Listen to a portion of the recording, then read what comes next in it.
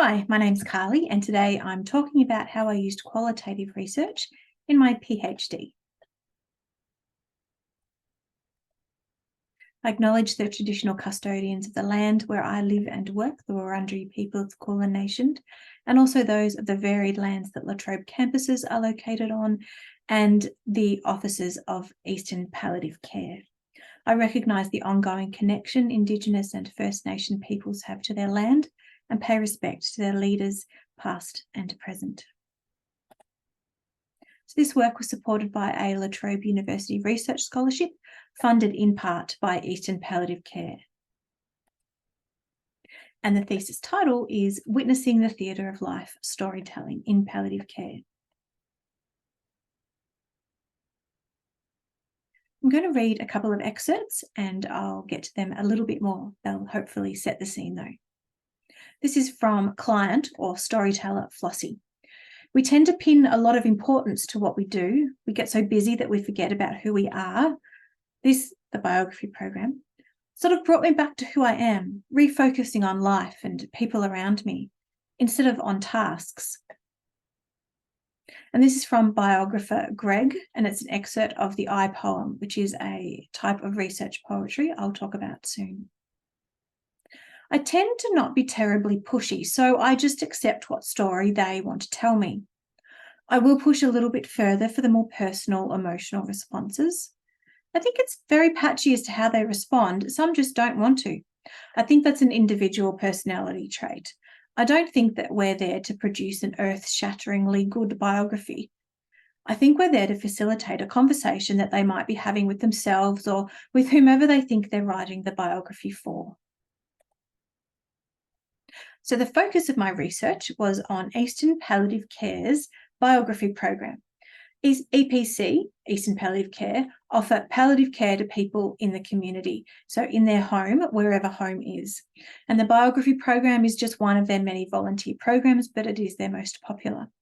First initiated in 2006, it has been growing ever since, and they now help produce around 100 biographies a year. And to do this, they have developed an extensive volunteer training program, which has been now expanded to also include training representatives from other organisations in how to implement a version of their own biography program. A brief overview of the biography program sounds quite straightforward, but it is kind of deceptively complex in practical application. The overview is that a volunteer biographer meets with a client or a patient, someone who becomes the storyteller, and this client is interested in telling or writing their life story. So the client meets with a volunteer biographer who listens to and records their storytelling. The biographer then types up a version of their verbal storytelling, working with the storyteller to produce a final written story that they are happy with.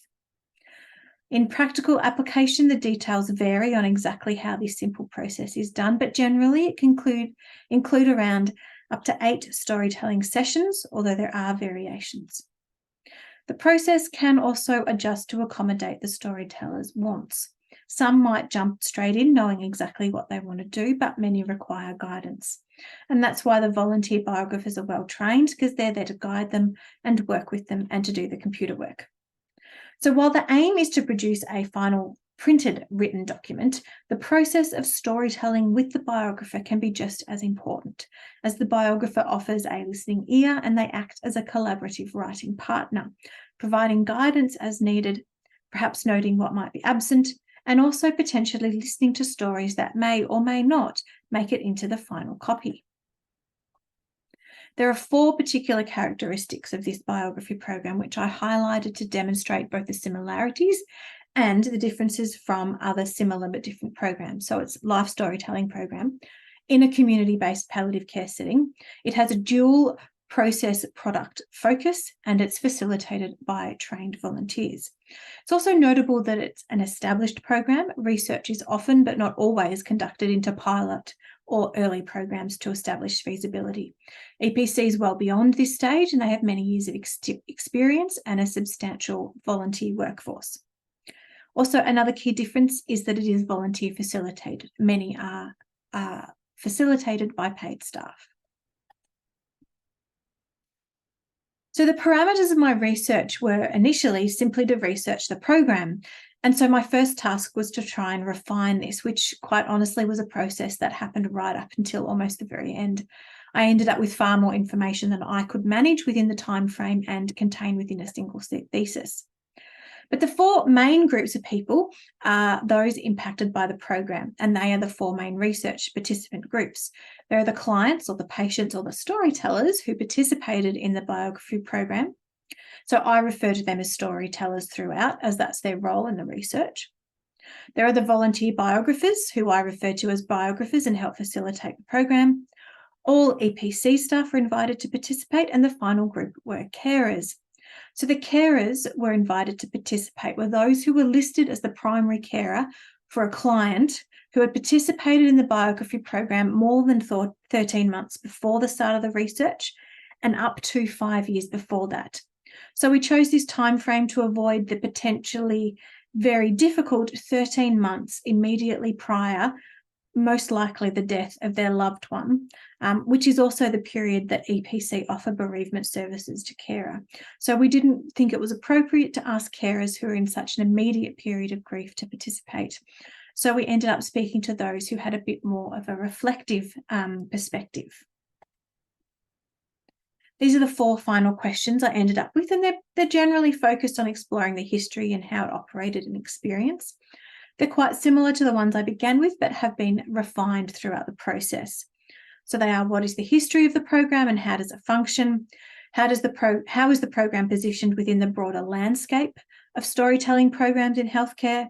What are its philosophical foundations and how do they contribute to the program's functionality? And how do the four participant groups engage with the program and what are their stories? So to answer these questions, I gathered quite a variety of information. I began generally by learning about the organisation and its history. I formalised this by reading information and interviewing key staff and a long-standing volunteer who could all contribute to writing down what had been until then a verbal history of the program. To understand the product, I also read up to about 50 previously completed biographies, and I then distributed a survey to each of the four groups that was tailored to the groups. So while these surveys did gather important information, they were also a way of making contact with individuals and inviting them to participate further by volunteering for an interview. It was the interviews that formed the main data that I gathered. These are the total numbers, which I was really pleased with. I only had ethical approval for up to 10 interviews for each group. And I was quite surprised by the number of surveys that we got in because we weren't exactly sure what would happen with those. So the methodology I followed broadly was narrative inquiry, a process which, as the name implies, approaches research narratively and sort of asks, what's the story here? It's a methodology that centres on experience and stories of the participants and invites them to demonstrate what they think is important through their storytelling and engagement. So telling stories are often how we make sense of life, how we share our life, and they're also a way in which we can learn about and understand other people's experiences. So it felt appropriate to do research where story was both the method and the content. So I was researching a particular program, but one that was made up by many individuals. And the stories that I was told were very varied. And I acknowledged that they were potentially impacted by my presence and simply the fact that the research was happening. It's also quite possible that the stories within the minds of the research participants have potentially already changed since they told me their stories. So it's research that very much comments on a particular time and contributes to a broader academic and practical conversation or story, if you will, about life storytelling within palliative care, not research that presents any definitive if final answer about anything. So I went into the interviews with a list of particular questions, but I wanted to hear from the participants, leaving space for them to introduce topics or stories that they saw as relevant. And so I got to hear a broad range of stories, and many that included quite a lot of the palliative care experience, that spoke about death, grief, and family relationships. So my main data gathering was from nearly the 40 interviews that I conducted. I transcribed them, so the verbal storytelling of the interview is transformed into the written version, and then I analysed them using my specific method, the listening guide method.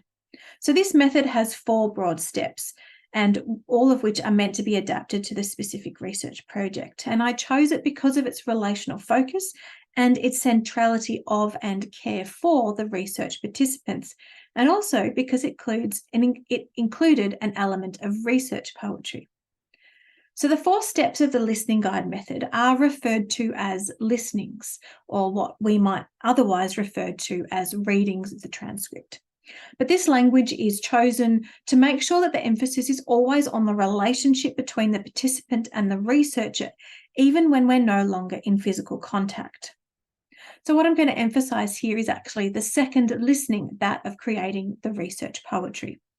It was a process of identifying all first-person singular pronouns, for example, I or me, that are spoken by the interviewee and placing them at the beginning of a sentence and taking out all other sentences without any references, including my own sections of speaking.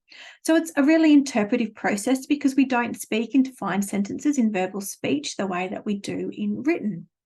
And so it developed over time. So for example, if I take a raw transcript section, so this is from storyteller Dorothy. This is sort of how she spoke and how I transcribed it. I'm not going to read through the whole thing. This is just for an example.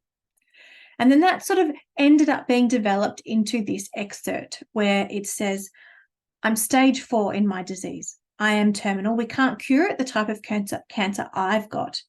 My quality of life at the moment and for 4 years has been really good. So knowing that, I've probably got a maximum of 4 years left now. I wanted to get the story down. I probably wouldn't have been prompted to, except that I've now got my end date in sight.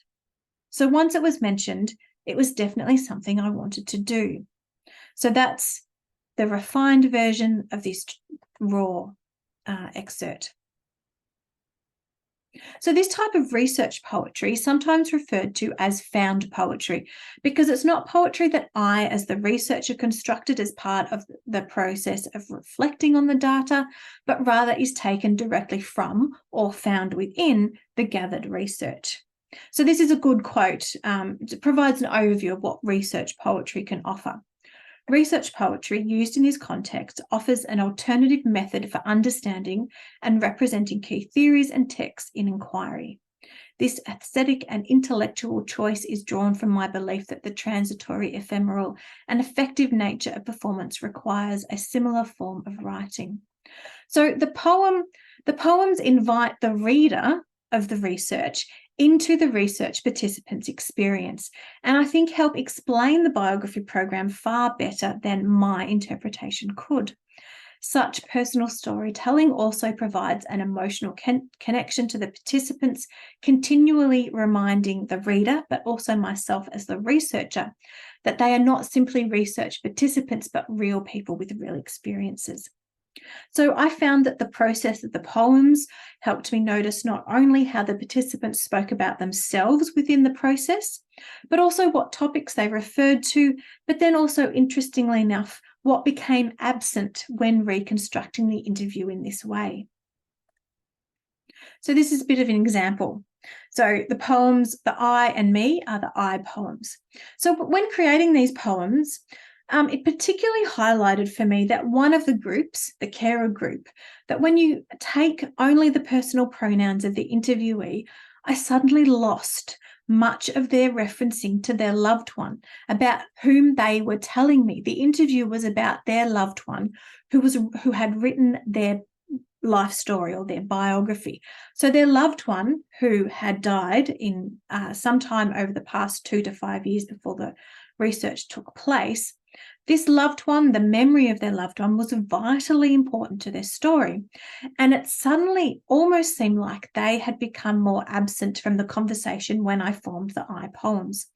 So in one way, this helped me notice how the interviewee spoke about themselves and the topics that they referred to.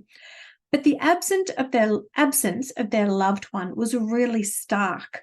And so to address this, I wanted to see if I could expand this form. And so I decided to develop a they poem, which was the same process as an I poem, but which centered on their references to their loved one. So this was a very specific development that I only conducted for the carers group, as it wasn't relevant for the other three groups.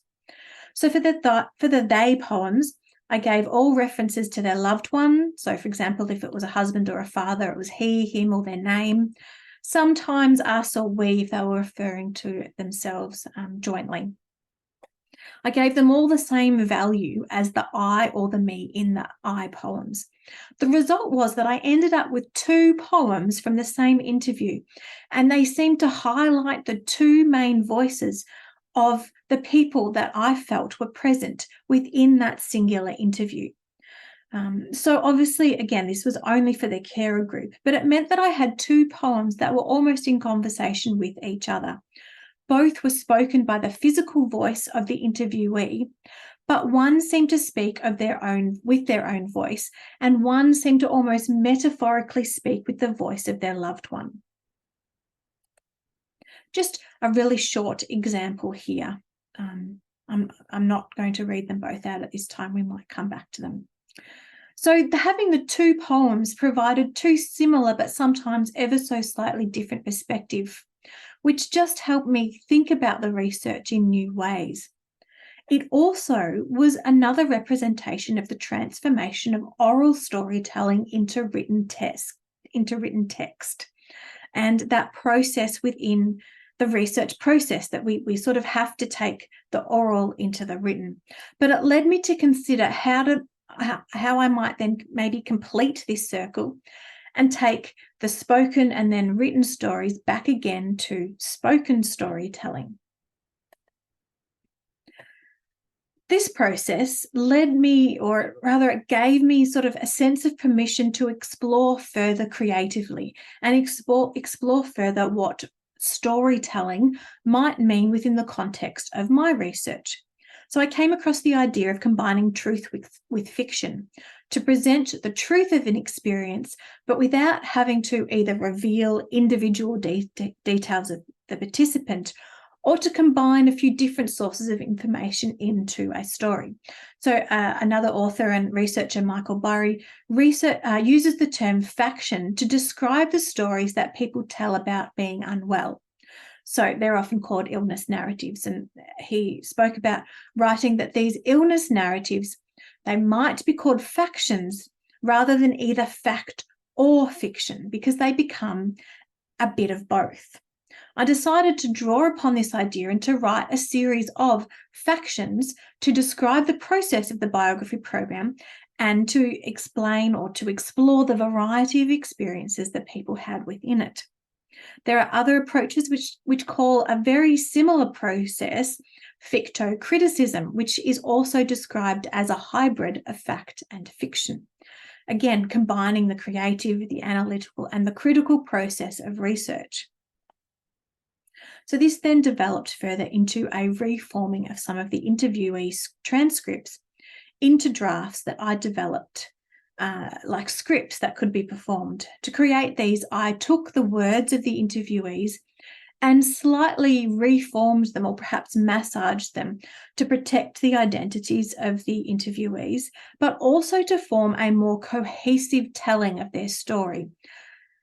And I ended up with a few examples of what could be possible in the process of transforming research interviews into both truthful but also ever so slightly fictional stories to better understand and portray their experiences. So in my research, in my thesis, I ended up with so much information and so many stories. It was very difficult to decide what I would and would not include. I wrote a short history and description of the program, and I included many different types of stories of the experiences.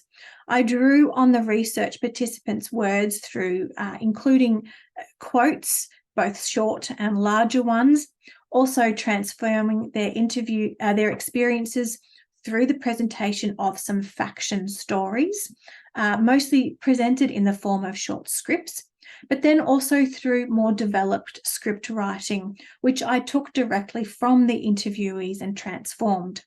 So these all formed part of the research results, as well as the more philosophical elements or aspects like the literature review and some thematic discussions. So in the literature review, I focused on exploring two other traditions of life storytelling programs that are common within the literature and healthcare.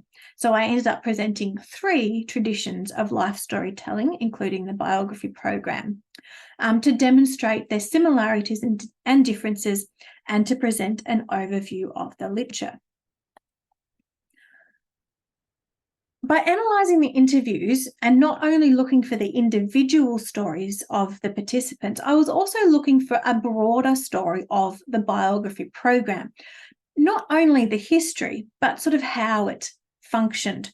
So I realised that there was an important underlying contributing factor to how and why the program ran as it did, and kind of as successfully as it does, even though it's not run quite like other healthcare programs, even though it is within a healthcare organisation. So to describe what I was seeing as I believe to be very consistent factors between the interviewees, I developed a philosophy of the program, even though the interviewees rarely used these individual words. These were the words that I sort of drew out as describing what many people spoke about. So in this way, I was interpreting the data to develop the program's underlying philosophy, and thankfully, when I ran it by the volunteer staff, they agreed with my description. So this process of moving between the analytical construct of the philosophy and the stories of the interviewees also then led me further to considering that there might be a metaphor that I felt was most helpful in describing how the program operated, to explain how it operates as a creative program within a healthcare organisation. It's one that was particularly unique in its the way that it addresses specific needs. So the philosophy I described as being person-centered, recognising lifelong human development, that it's primarily relational, and that it's inherently creative. So to describe this, I began to describe it as functioning more like a community theatre company than, say, a healthcare program. It is able to adapt to the individual client's needs, and it sort of runs like a back-to-front theatre program, in that it starts with a verbal performance or storytelling and then is transformed into a written script. And this means that this process can help or adapt to people in many different ways. For some people, it might address quite specific things that they are going through at the time, whereas for other people, it might simply be a well-needed distraction. And we really can't know how it's going to affect people before they participate. It's only in retrospect. So overall, I presented a variety of information and engaged in a variety of writing styles into presenting a variety of experiences. And the stories that I told and the forms of storytelling and writing that I used could also be used as examples of what further development of interviews could be done, either in this research or in other research that's conducted by others. So that's pretty much all the information that I'm going to present now. I'm going to end this short overview with another short reading and then a slide of a research poster of my research. So thanks for listening, and hopefully this has been a good introduction. So this is an excerpt of the I poem from storyteller Chris. I was a bit depressed, and the nurses and the counsellor was coming out to see me. I was down in the dumps a little bit, and they had this biography program if I would like to participate in it.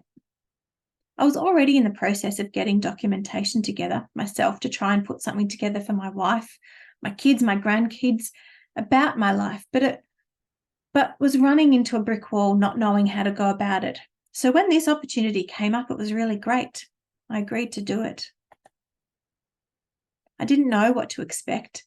It was above my expectations, the final document. They gave me 2 copies, and I'm trying to get them back for my 2 daughters because they're still going through it and reading it. And then even my eldest granddaughter picked it up a few weeks ago. So it's achieved that purpose.